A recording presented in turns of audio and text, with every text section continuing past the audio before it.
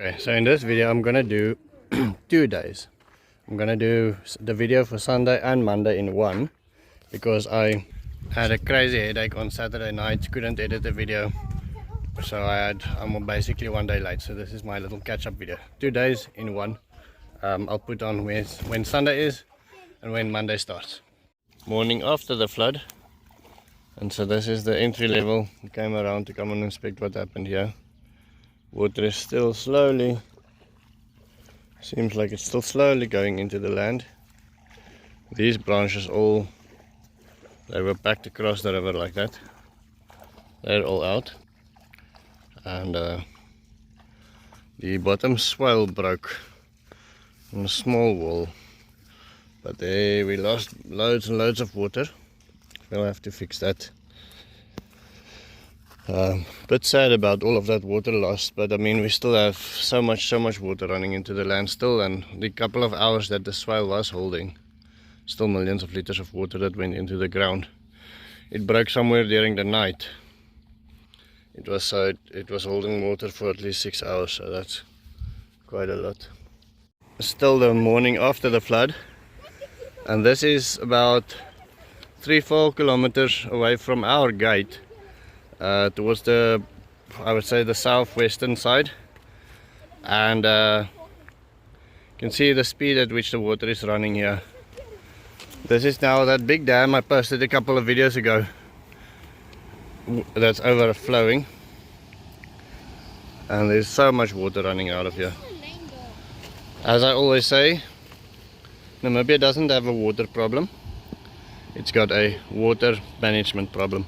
You could easily turn this into one of those villages in India where they harvest all of that water. There is so much water here that would last for years. Okay, so now we're about 5 kilometers away from the house, maybe a little bit more. We've been hunting for mushrooms. Children found some bones. Don't pick it up, it's nasty. But it's rather old, but there's plenty of them around. Don't pick it up, child. And it looks like we might have found a mushroom. Is that a rock? It's a rock. My wife was feeling a little bit ill yesterday, and I had a headache out of hell. And Beshy pointed out that it might be because of a lack of water. My wife said the same. Not drinking enough water. When it cools down like this, you don't have the craving for water that much, and you drink coffee and tea and stuff that doesn't necessarily hydrate you. And you get a headache like I did. Then we also had a bit of a play in that river that runs through from that big dam. And we don't have running rivers in Namibia. In our area in any case, we have some further up north. So this was a completely new experience for the girls to do. Very nervous, very frightened you can almost say, but they really enjoyed it. Back at home, found no mushrooms. I found one mushroom, but it was across the fence in somebody else's land, so we couldn't take it. Or we could. We didn't feel like breaking ethics. So this is the overflow that you saw in the other video. This is where all that water ran, and you can see there's plenty of erosion like this. But definitely not as much as we would have had if there was no vegetation there. The vegetation, you can see here, the vegetation stopped the erosion, for instance here.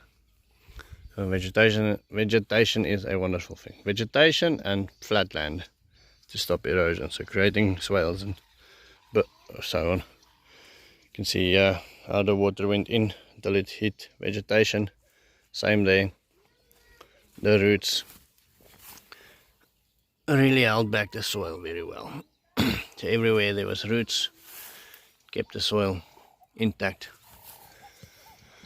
Same here, erosion, up until it hits vegetation. So if this was the first flood that we had after the drought, the first size of the first flood after the drought, we would have seen way more damage.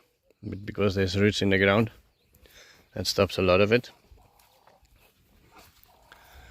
So the soil is still soaking wet everywhere. This morning the whole world is also filled with mushrooms. And the water level is still high. Okay, Mick, show us how deep it is. So she's walking through the shallowest part.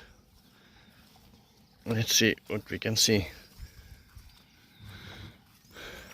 Some of our Muscovy ducks got eaten by either jackal or dog or something. Trying to figure out how many we've got left. There's 2 standing there. So I'm sending her quickly through to find out how many we've got left. So peaceful. Beshys there as well. So apparently we only lost 2 Muscovy ducks. And there's 2 still in the cage, so that makes our, well, it's better news. Piggies, how's life? Buffalo? I think Buffalo wants to run around a bit outside. As promised, I also wanted to show you the broken swale. And this is where it broke the previous times. And yesterday the water was so calm and peaceful here that I thought there's no way that it's going to break again. But you can't say that on the video.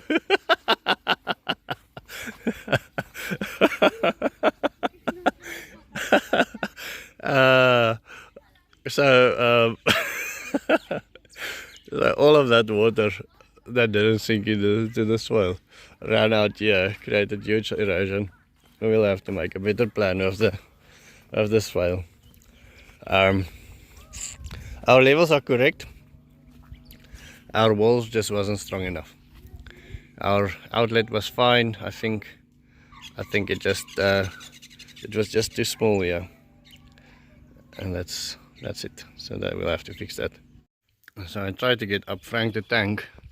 Well, I got up there, and thing is, see if I cannot do this one hand. Problem is, this pipe has been forced in, and then the lid has been screwed on. And even if we can get the lid on, I'm not sure whether I would be able to remove it without breaking the pipe. So the best I can do is to give you the voice confirmation. You can hear this is empty here. Empty. Yeah, you can hear it's full. Empty, full. So the water level is basically up to here. So Frank the tank is now officially full. So Mekon and I had a discussion over email. We decided not to put the tank on that side.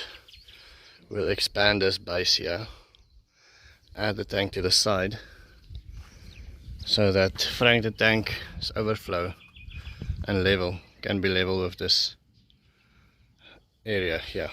And we can double the catchment here without the capital expense of putting new gutters on. I think that will work wonderfully. And then we will start with a very fancy project on that side that I'll discuss in a future video. In town it's actually quite nice and sunny, so today we're taking off all the gutters of the house that we're busy stripping. And hopefully once the gutters are off, we still have a couple of days to wait before we can take off the roof. We're waiting for some municipal approvals and things like that. Then we can take off the rest of the roof as well. Now, I couldn't understand how the bottom swale broke because it was very peaceful and the levels are right. And then I saw this. The water ran over here next to the dam. This means that there must have been one giant influx of water into the top swale. And it ran over the swale. Here you can see what it did there. So there was so much water running into the top swale that it breached the top swale way above the spillway level, way above the civil pipe level. So there was so much water that the water couldn't flow out fast enough through the swivel pipe and through the spillway. It also came up and breached the top swale here. So during the night, somehow, somewhere, there was a giant flood. And I'm not sure how, because there's water structures, dams, stopping the water from coming into our land at this speed. This is now where yeah, so it just broke here, ran out here, ran into that ditch. And then obviously if that was the speed of which the water crossed the swale, then the water running out of the spillway must have been crazy as well. And that obviously just lifted that water with just that little couple of centimeters. And that was the straw that broke the camel's back. So that explains a lot. So pipe has been opened. Quickly need to fix it. Kids just got home. Hello kids. We quickly need to fix this.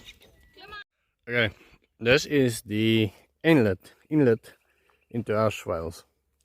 Water gets tremendous amount of speed here, as this, and then it runs in this channel. Now we made this channel so that channel doesn't break, so that swale doesn't break. That was our main reason. Gather speed here goes down a little bit. Well, I'm not sure, I'd have to check the levels, but I suspect that it goes down a little bit and then it drops into the gully. But when it drops into the gully, it creates erosion. Yeah. So we are starting a new project here today. This area will be henceforth be known as Beshy's Dam. Beshy has been one of my loyal supporters, both financially and with ideas. And he didn't want the dam named after him, or anything named after him per se, but I thought it would have been a good thing to name something after him. And so this dam he was wanting us to make, we will now cut the grass away quickly, and then we'll start with the digging process. Get the levels first, understand the levels, and then start digging. Build these swales up quite a bit higher. Yeah, build them up higher, take them out there, and then what this will cause is it will have the water rush in, hit other water, and when water hits other water, it slows down. Heat water that pulled up, that will slow down, and then we will put swivel pipes to the swale and swivel pipes to the bottom dam. That is going to be our idea. Come on! So the guys are going to start cutting now quickly. So over the next couple of days, this is something that's going to happen. Okay, so Mekon and I thought we'll extend that platform, put the tank next to that. My wife feels that's going to be a little bit uncomfortable to walk around the house from, so we'll put it here, breaking down the green pepper garden.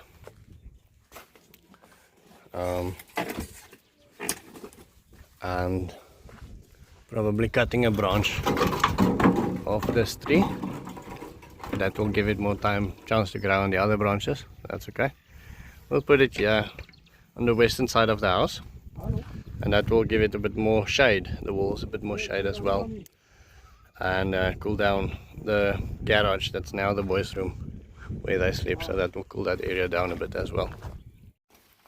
I now see that Emmanuel has actually planted quite a lot of onions here as well.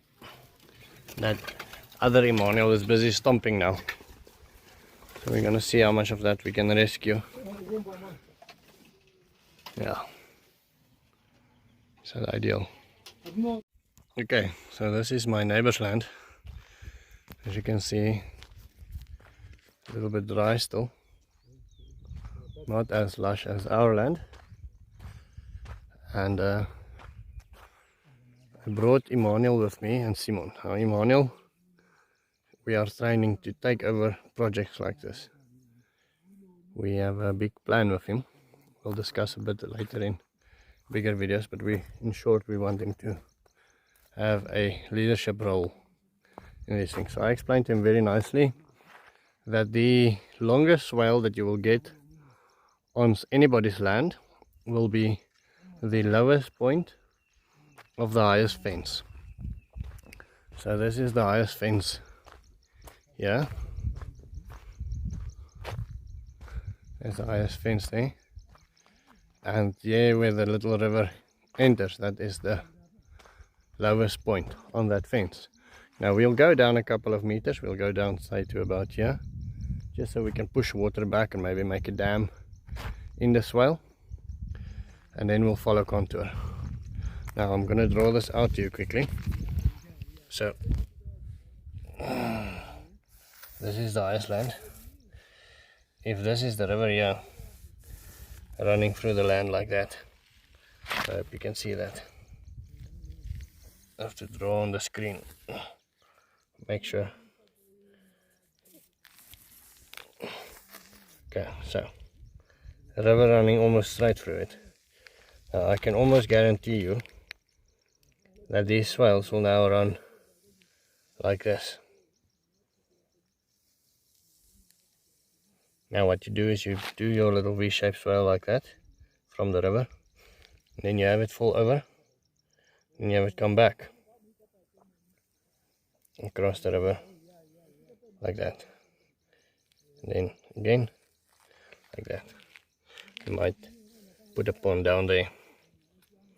So that's a rough design. I am 99% sure that this is what this land will end up looking like, more or less. So the swale will be like in a V shape to fit in with this landscape here. So one of the interesting things, or more difficult things when you're learning to work at dumpy level, is to get this little bubble in the middle. To do that you have to turn these little knobs here, and they work like you would not expect. So you have to put your brain in some sort of reverse gear to make it work. Emmanuel, I will leave him to struggle. Did you get it? Yeah. Let's see. Let's see if I can get it on camera. Almost exactly in the middle. See if you can lift it up just a little bit. It needs to be exactly in the middle. Okay, so I'll leave him to struggle, but once you get it away from the sides, then it becomes easier. If it's in the middle, then it's more reactive. Right, and then Emmanuel's going to be looking through the dumpy level. Simon is going to be holding the staff, and then I'll double check his work so that he can do it next time without me. The main thing is about spreading permaculture into Africa is that we have to start teaching teachers. So Emmanuel is the first one that we identified to become a teacher and to become a leader, and so his training starts today. Alright, so thank you very much for everybody that makes this work possible. Hope you have a wonderful day, and I will see you tomorrow.